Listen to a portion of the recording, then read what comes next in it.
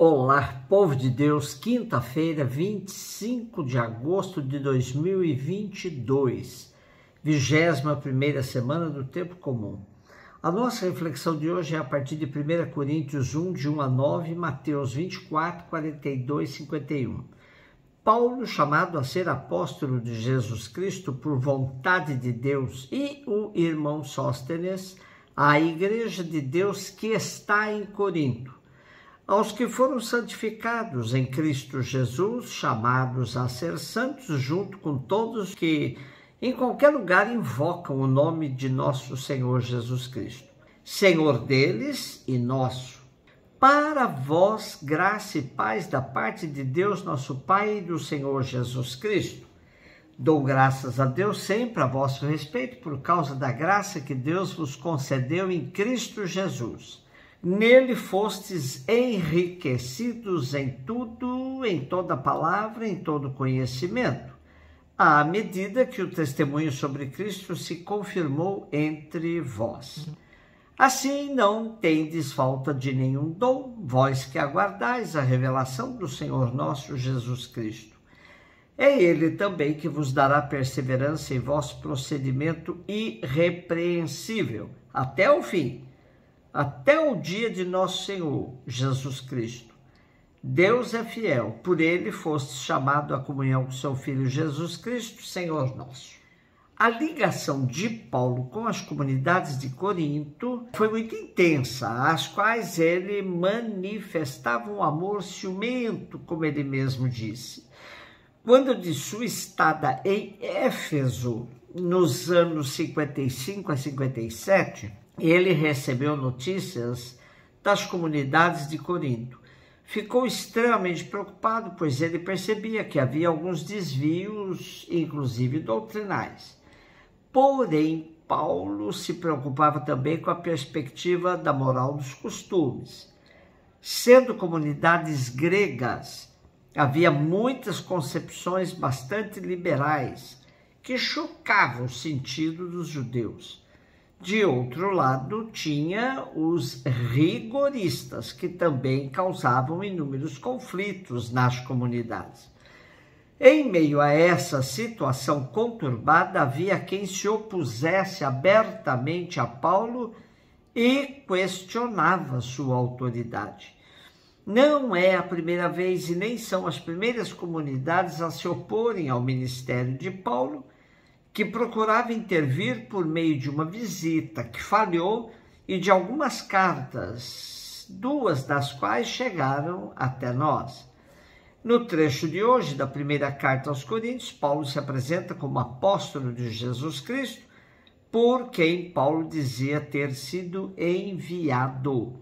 Isso fazia parte da consciência de Paulo, presente em diversas de suas cartas. Também a expressão "a igreja de Deus que está em Corinto" tem um significado teológico denso. Toda comunidade local, ainda que fundada por homens, é obra de Deus. Os membros dessas comunidades, em comunhão com a Igreja Universal, foram santificados por Jesus e estão em permanente tensão para a santidade plena, que será realizada em diferentes formas de vida. Esse conceito é de suma importância para o desenvolvimento da eclesiologia da igreja particular. E na ação de graças transparece o entusiasmo do Paulo pela riqueza dos dons de Deus aos coríntios. Menciona particularmente a palavra e a ciência, os dons mais estimados e procurados pelos coríntios.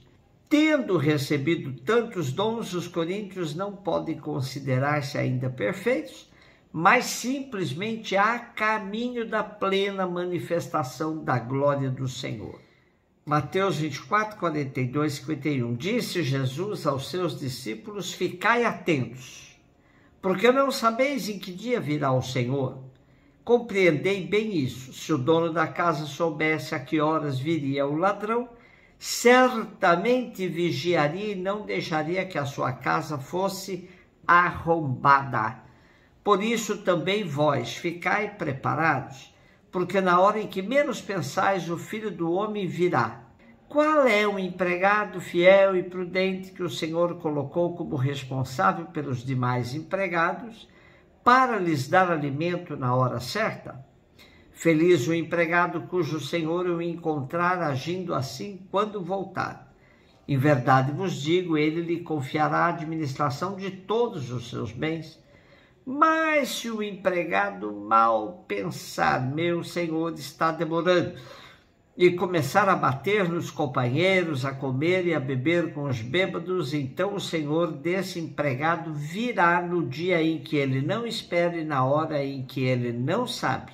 Ele o partirá ao meio e lhe imporá a sorte dos hipócritas. Ali haverá choro e ranger de dentes. Interessante observar que Mateus coloca a palavra dos empregados fiel e infiel no grande discurso escatológico de Jesus. Toda a situação de perseguição pela qual passavam as comunidades cristãs, Mateus retrata no simbolismo cósmico que precede o fim. Para esse momento de importância é a vigilância. É inevitável que tais discursos de Jesus provoquem medo, assustem mesmo a todos os que o escutem. Porém, sua finalidade é outra, é encorajar, é reforçar a convicção de que o fim só é drástico para quem não segue Jesus. Para quem o segue, o fim é plena realização. A atitude de vigilância continua sendo extremamente necessária e pertinente em todos os momentos históricos. Viver vigilante não por medo, mas por desejo de uma vida coerente, equilibrada e sóbria. Se a vinda do Senhor é certa, a hora ninguém sabe. A metáfora do ladrão é bastante esclarecedora. Não sabemos quando ele nos ataca, mas tomamos todas as medidas para nos precavermos de suas investidas. Outra perspectiva muito interessante é a atitude destacada do empregado que acha que o seu senhor está demorando. Parece indicar o comportamento de muitos que achavam que o fim estava tardando a chegar.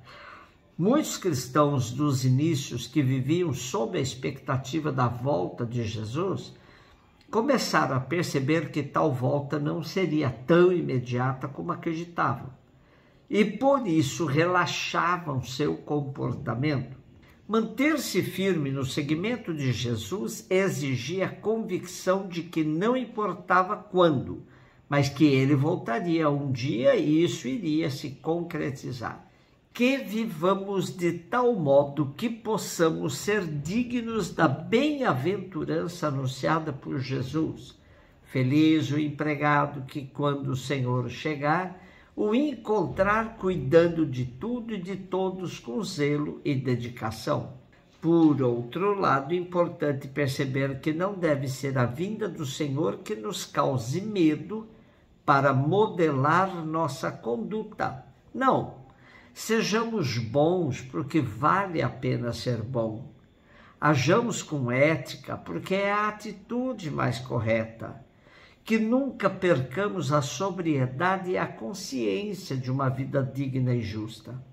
Em outras palavras, tenhamos consciência de que o Senhor vive no meio de nós e que sua vontade é que vivamos honestos e bons entre nós. Como é bom ser bom.